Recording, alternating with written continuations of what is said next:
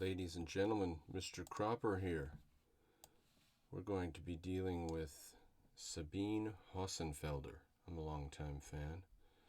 And she does this video, just put it up today. I can't believe this really happened. She got discommunicated from or deactivated, is no longer associated with the Mathematical Institute she had been. I'm not worried about all that. That's the hot tea for the day. But we're worried about what she goes on about in this video. Let's start with her disclaimer at 14 minutes. I'm here not making a philosophical argument about what is or isn't a good scientific hypothesis. She's not making a philosophical argument about what's a hypothesis. It's a good scientific one. That's not her point. Her point's different from that. One could do this, and I have done this on other occasions, but today I'm just making an argument based on evidence. All right. So let's put that in our pocket. She's going to say, this method of hypothesis generation that they're using in modern science and math and physics is ridiculous. This method of hypothesis generation has not worked ever since it began in the 1970s. The only predictions in those research areas which turned out to be correct in the past decades go back to before the 1970s, like, for example, neutrino masses or the Higgs boson and so on. What did physicists do differently before the 1970s? Well, that's what I analyzed in my book Lost in Math. In a nutshell, in the first half of the 20th century, they were solving real problems rather than making up pseudo-problems to justify their pseudoscience. Okay. They are now just making up useless problems to justify their pseudoscience. That's what they're doing now, where they used to work on real problems. So, how do we know? How could we have stopped them? How could we have gone back in time and stopped them a few decades ago? Now, let's move down just a bit here. Keeping in mind, she's not making a philosophical argument. She's simply showing that they're not making a good scientific hypothesis. And I agree with her. But this is like somebody pointing out that Soviet economics failed. And then you say, well, why did it fail? No. I'm showing you evidence, sir. Look at the evidence. The Soviet economy was not able to produce cars, medicine, electricity, housing. And I say, yeah, but why? And you say, no, sir, excuse me. I am making an evidence-based argument. I'm arguing that these things didn't get produced. Soviet economics didn't work. And you say, but why did it? No, I do not. So that's what's going on here. She is not saying this or that is a correct hypothesis. This or that is the way to come to a correct hypothesis. This or that is not a correct way to come to a hypothesis. She's not saying any of those. She's saying the way they've been doing it is not fruitful. That's her argument. She believes that modern science is full of pseudoscience, and she's right. Let's go to 9 minutes in the video.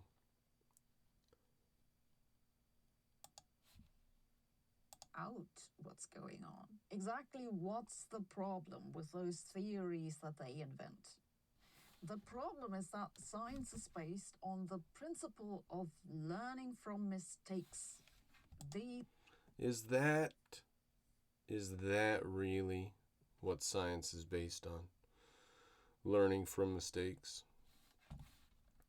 Now, I wish she went on to elaborate more and define exactly what science is, but she might actually think that learning from mistakes is the essence of science. It appears she does think that learning from mistakes is the essence of science. She doesn't elaborate more or better, but let's continue with the video. Physicists' method of theory development which amounts to just guessing some mathematics that looks nice, hasn't worked ever since they began using it about half a century ago. It hasn't worked. They've been doing it for half a century and it hasn't worked. So the proof's in the pudding. Okay? And here's the issue. Sabine couldn't have said that they were doing anything wrong back then. That's the issue. She needs decades of mistakes to know whatever she knows now. And I'm asking, Sabine, what do you know now? What is it that you learned by watching their failed math, their fantasy math for decades? What have you learned? She has learned that their method is not working. That's what she's learned. Okay? Now, let's skip forward a bit. 1050. She's basically saying that you can make a hypothesis, but that doesn't make the hypothesis valid. Just coming up with a hypothesis is not a valid way to make a hypothesis. I mean, okay. From past mistakes, but hypotheses based on, say, numerology aren't worth testing. Guessing a date for the end of the world doesn't meet the quality standard in any field of research anymore, at least I hope so, because we've learned from the past. Yes, there are some... Oh, is that why guessing a date for the end of the world doesn't meet quality standards in any field of research anymore? Because we've learned from the past? Did it used to meet the standards? All right, well, what does she mean by learning from the past? In what way was learning from the past involved in Galileo's discovery of inertia, or Newton's defining of gravity? Now, they extrapolated into the future. The essence of their discoveries is to add knowledge with a new concept, a new integration, never made before, which definitely involves learning from the past. Absolutely. But that isn't the essence of science.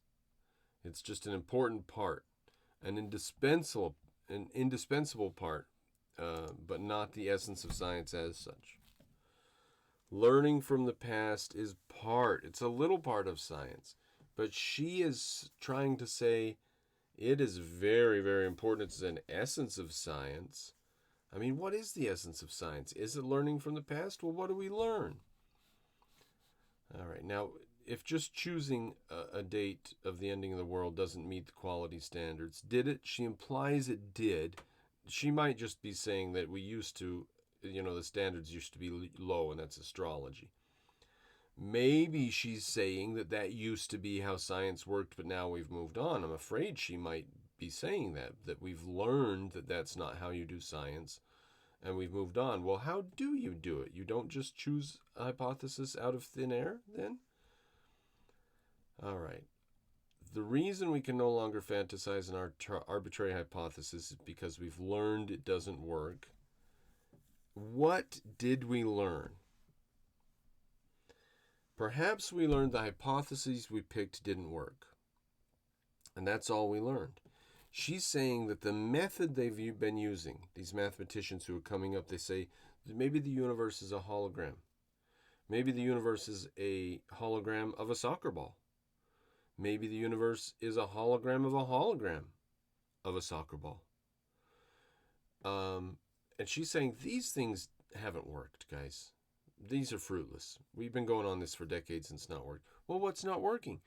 Maybe what we need to do is use a branch of math to generate a bunch of other math things and look at those.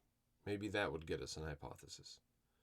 Well, that's what we've been doing. Well, yeah, but maybe this way that I'm going to do it will work. And she doesn't, I don't see her tool to stop me from just going down a new road. She's going to say, no, they've already been doing that. It doesn't work. Well, what should I do then? How do I do a hypothesis? How do I come up with a hypothesis if I can't just choose one? Where does it come from? Well, let's see. She's going to address it pretty directly. The problem with theoretical physics is that they have been inventing mathematics to explain nothing. Let's just skip ahead in the video. May I start seeing mathematics to fully understood? Here we go. Well and good. No, the problem with theoretical physics is in those areas where they've been inventing mathematics to explain nothing. There's no data in need of explanation, and those aren't theories which solve any problems either. They're superfluous, unnecessary hypothesis. Okay, fair enough. This is another area of confusion for her, because look, insofar as they are inventing mathematics to explain nothing, that is ridiculous. She's right. Then she says those theories don't solve any problems. Well, some theories don't solve any problems. They just notice something that they think is true and they extrapolate about it. And it didn't really solve any problems. For example, the laser. That was called the solution waiting for a problem. Sometimes you can learn something about reality and come up with knowledge about reality and induce a new concept from reality, and you weren't necessarily trying to solve a problem. You just noticed something, right? In what sense was Benjamin Franklin trying to solve a problem when he was trying to figure out whether lightning was essentially electricity or not? Maybe he was solving the problem of making lightning rods. Maybe that's a bad example. But you aren't necessarily always trying to solve a problem because you're theorizing about physics.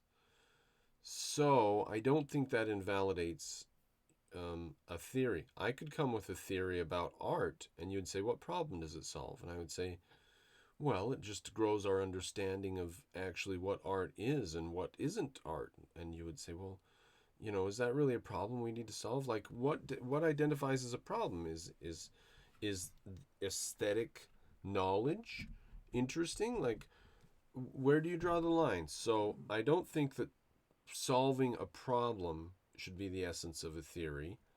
What problems did Einstein's relativity solve? Once we knew it, we went out and solved a bunch of problems with it. But when we didn't know about it, we couldn't even imagine the problems it could address. Now, maybe you say, well, it solved the problem of the inaccuracies in the math, and Einstein was able to make the math more accurate. So there, it solved that problem. So maybe that's a part of a good scientific theory, but it's not the essence of it. I don't think you can invalidate somebody and their hypothesis by saying, what problem are we solving with that? What utility does it bring us? So maybe we can have a scientific theory that doesn't look necessary, but we can learn from it and it's true, and then knowledge can grow from it afterwards. Maybe that's an option. So I think she's a little... she's trying really hard to invalidate these guys, and they are invalid. I throw them out first and foremost. I threw them out decades before she did. I said string theory is not a theory, right? It's nonsense. I said that a long time ago. I was saying that in 2008. So she's behind as far as I'm concerned. She's 20 years behind and 40 or 50 or 60 years behind Ayn Rand and Leonard Peikoff in saying this stuff. She's right, though, but she can't put her finger on why she's right. So she says there's superfluous, unnecessary hypothesis, useless papers. They're bullshit papers. They're all superfluous, unnecessary hypotheses, useless papers, bullshit papers. They produce them in the thousands, do some calculations to make predictions, and if these predictions can be falsified, they will be falsified. Oh my goodness. If these predictions can be falsified, they will be. And she's saying, so they make their predictions, and then eventually we prove them wrong, and then they move on to another paper. Well, okay, at least they're making predictions, right? So that makes them scientific. She actually can't point... She should stop and dwell on this for a minute and say, falsification is not the essence of scientificness. A thing is not scientific because it's falsifiable. She should stop and dwell on that. But she can't because she believes that falsifiability is the essence of scientificness. She also believes that learning from the past is the essence of science, and falsifiability too, maybe together. And, falsifiability is part of science. A thing cannot be investigated if it can't be falsified. But saying it's falsifiable does not make it scientific. That's the issue here. Okay. It's basically the weakest, dumbest, lowest possible bar that could imaginably be set for science. And it's woefully insufficient for the task to say, could this be falsified? Now, if falsifiability were if it were true, if it were the essence of science, then scientific would mean, quote, things that can be proven wrong, or proven right if they're not proven wrong, presumably, right? What does it mean to prove something right, then? You try to prove it wrong and you can't? So does that prove it right? So there's no such thing as proving something right. You just try to prove it wrong, you can't prove it wrong, so then we know it's right? So there's no way to prove something right. Now that is a backwards way of thinking. But anyways, if we use this idea, that would expand science immensely to any and all possible arbitrary statements that are, in theory, testable. You could just come up with absolutely any statement at all which could possibly maybe be falsified in some way. And that theory counts as scientific, it's within the ken of science. I mean, what a weak bar to cross. So, in actuality, these are all my words. This isn't like someone else or something. In actuality, science is only concerned with data available to the five senses or tools of these senses. For your information, ladies and gentlemen. I include that at no extra charge. That's what science is. Science is data available to the five senses or tools of the five senses. And you say, well, I can't see X-rays in this faraway galaxy with my five senses, so that's not scientific. Well, guess what? I built a telescope that converts the X-rays into visual light, and I can see the visual light with my eyeballs, which allows me to perceive via my tool directly with my senses the X-rays. So with caveats for inaccuracies in the tool, you can perceive things in reality that you can't perceive with your five senses using tools. That's what science is concerned with, is those things you can perceive with the five senses and the tools you can use to perceive other things with your five senses. All right, so just put that in your pocket. Here's a question about falsifiability. Is it falsifiable? Can you prove falsifiability wrong? Is it testable? Can you test it and falsify it? Now, if not, then it is just words built on words, right? It self-contradicts.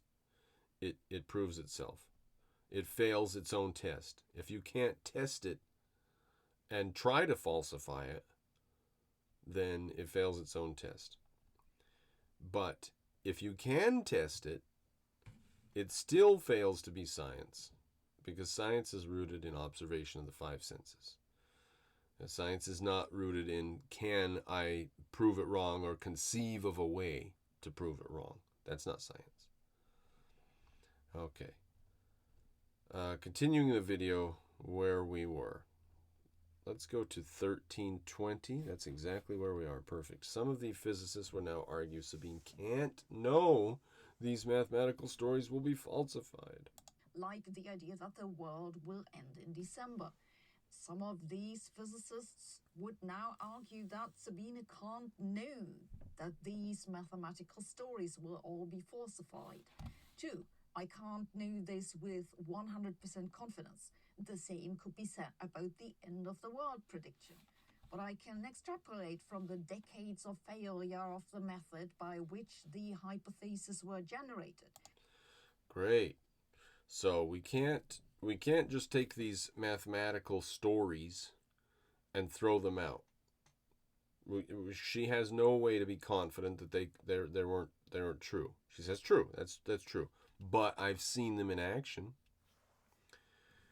So, going back into the 70s, what would she say? Going back to the 80s or 90s, what would she say? Well, I'll tell you what, if you just go back into her channel feed for the last few years, you will see her take seriously or discuss without a smirk ideas that are essentially arbitrary in nature, that come from arbitrary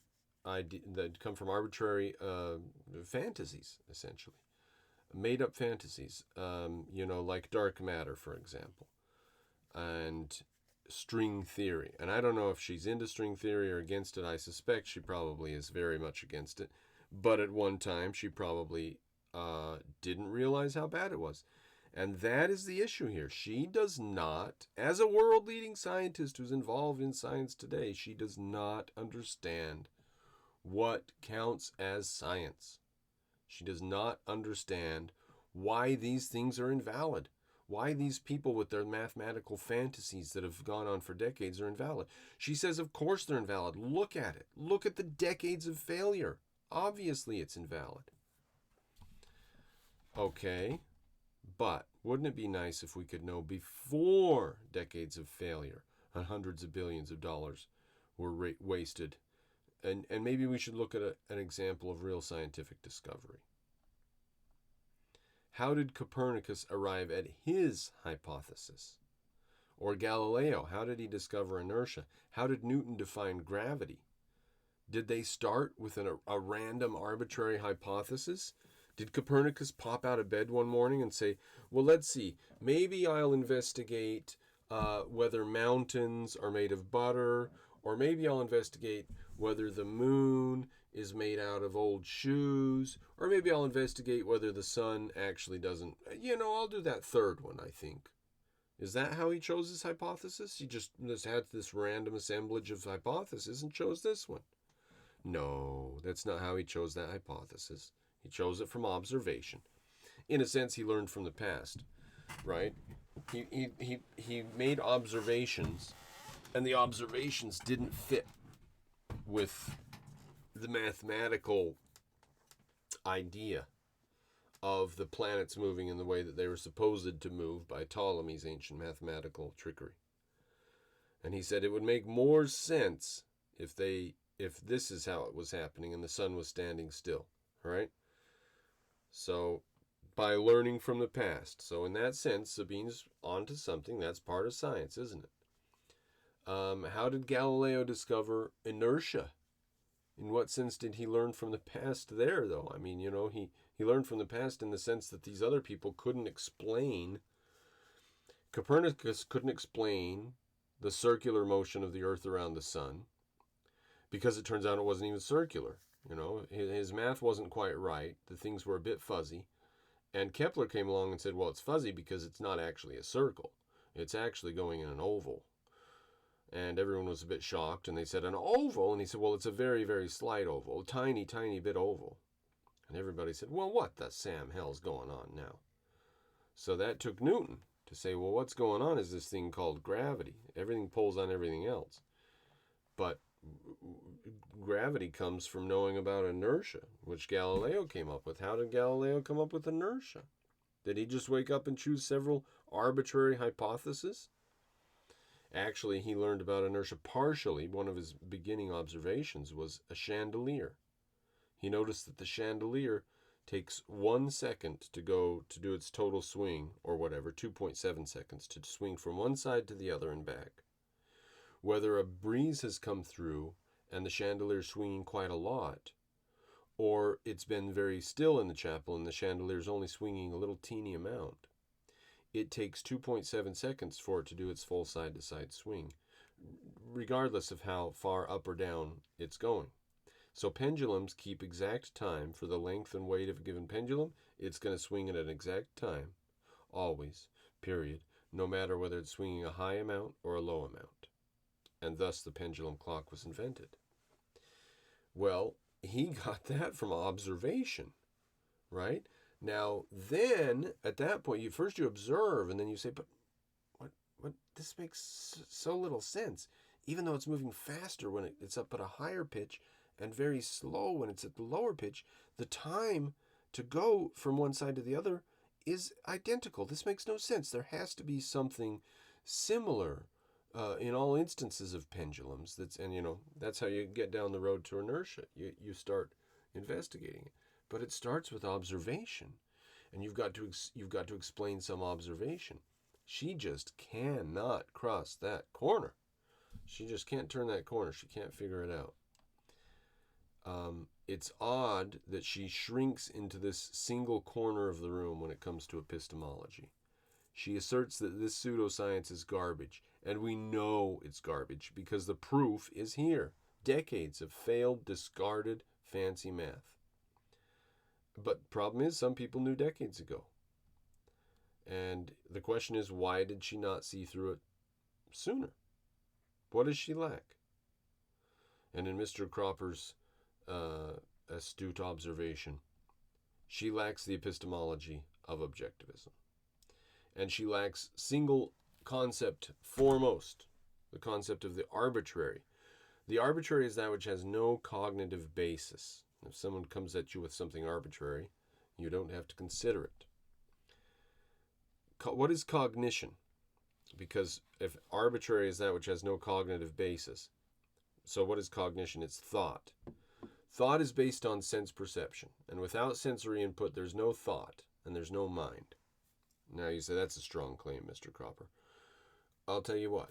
Go look into sensory deprivation. You can get in a sensory deprivation tank, like Joe Rogan does, and float in a bath of salt water that's at body temperature. And your eyes are covered, your ears are covered, you have no sensory input. And it is hallucinatory.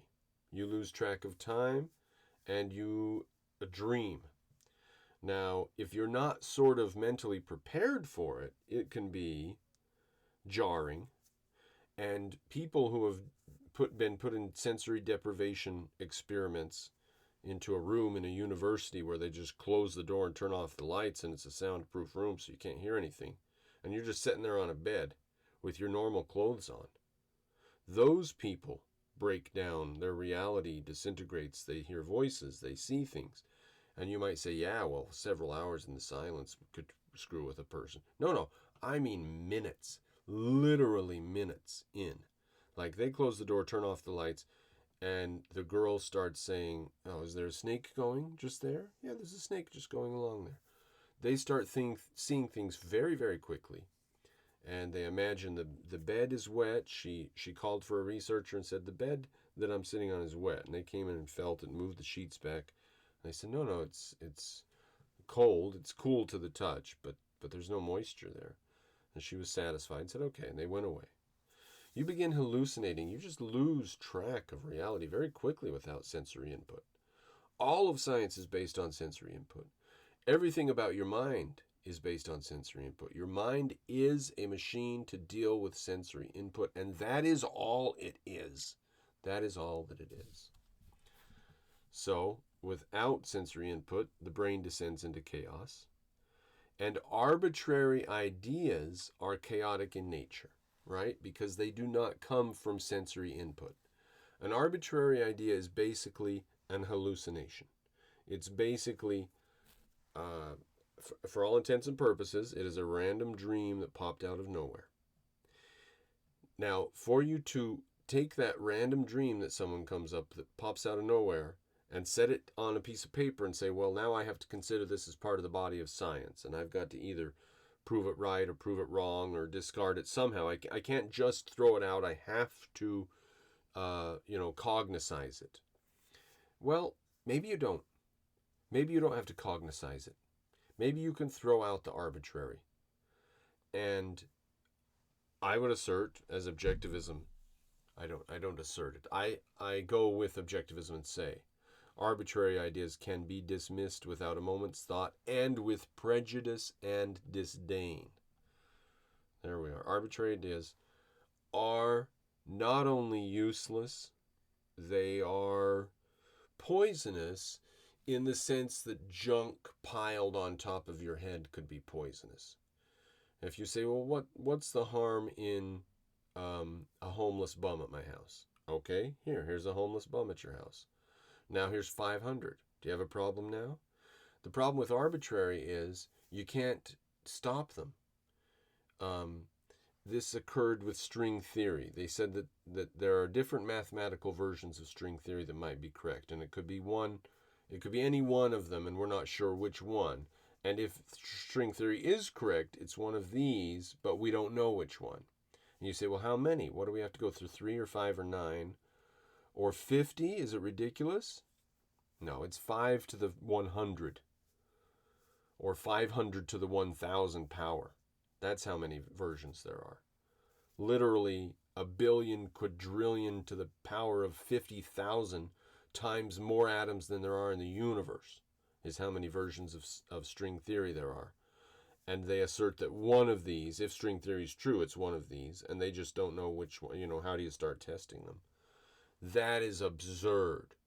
You see, if that is science, science just multiplies. Every time you wake up in the morning and bump your head, science is multiplied a trillion times.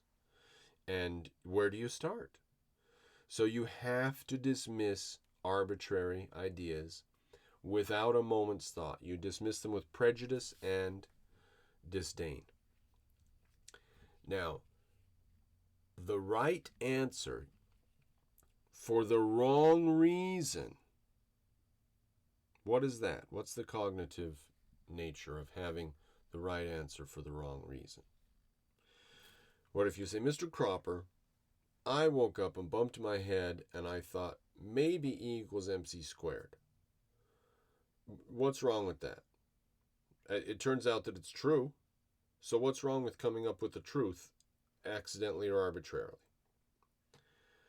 The problem is that a right answer for a wrong reason is the wrong answer. First of all, you had no reason. So you're now going to say that everybody should go around bumping their head and they might discover truths. Because that's what happened. That's how you got it, right? Well, let's imagine an example. The right answer for the wrong reason being the wrong answer. Let's say that there's a heart attack and there's a full moon. And the doctor says, this person comes in with a heart attack and the doctor says, well, now let's see. It could be this and it could be that, but there's a full moon tonight. So since there's a full moon tonight, I'll bet this guy's having a heart attack. So they go ahead and they treat him for a heart attack, and it's true. They didn't spend time treating him for whatever else. They treated him for a heart attack, and he survives, right? So now, the knowledge that doctor, it worked. It worked. If you're one of the people that says that worked, the doctor hypothesized that the full moon meant that the man was having a heart attack, so they treated him for a heart attack, and he survived. Therefore, what have we learned? And how do we use that in the future? What, next time there's a heart attack victim on a full moon, then it's a heart attack again? Next time there's a full moon, we look for heart attack victims. Or when there's no full moon, we don't worry about heart attack victims. Someone comes in and they're having a heart attack and we say, well, it's probably a stroke since there's no full moon. Like, what have you learned? If you just hypothesize that, well, there's a full moon tonight, therefore this guy's probably having a heart attack. And you're right, he's having a heart attack. You did not learn anything. And trying to use that sort of knowledge in the future could be deadly, right? It could cost someone their life. If someone comes in having a heart attack and you say, well, in the past, I learned that during a full moon, a man came in with a heart attack. So there's no full moon tonight, so this guy probably doesn't have a heart attack. That's not knowledge. That's not knowledge at all. The right answer for the wrong reason is not knowledge. It's useless and could be deadly. All right. Now, I'm not sure what Sabine would think of this concept, but it seems to be the key to clarify her train of thought, this concept of the arbitrary, right? It seems like she could clarify her thought. If she could just say These concepts are arbitrary. They do not come from observation. They are not based in sense perception. They are fantasy. They are arbitrary. They are daydreams. They are made up nonsense. Now, it's maybe too much for her to accept because she's spent decades working with these people, theorizing and philosophizing about many arbitrary things. So she is invested rather heavily in the whole enterprise. So maybe that's why she won't be able to turn this corner and realize what exactly is going on. And it would be nice if she could, because it would be nice if we had a voice out there in science who could point out what's actually wrong here. And what's wrong is that they aren't basing science on observation. They're basing it on arbitrary, made up anything they care to make up, and then they make up the math for it, and then they all write papers about each other writing papers about it, and they all get published, and they all draw their paychecks. That's what they're doing right now. We all know it, but how do we stop it? Sabine Hofstetter says we stop it by looking at the past several decades and seeing that it's failed. Well, maybe they are on the cusp of a real discovery. We don't really know because you're going to pull their funding because they haven't succeeded yet. Like what her argument doesn't really have legs. She needs objectivist epistemology to give her legs. Otherwise, there's a lot of them, and there's one of her, or 3, there's 5 of them, or 10 of them, but there's a hell of a lot on the other side. All right, ladies and gentlemen, Patreon me if you want to hear more from me. Thanks for viewing.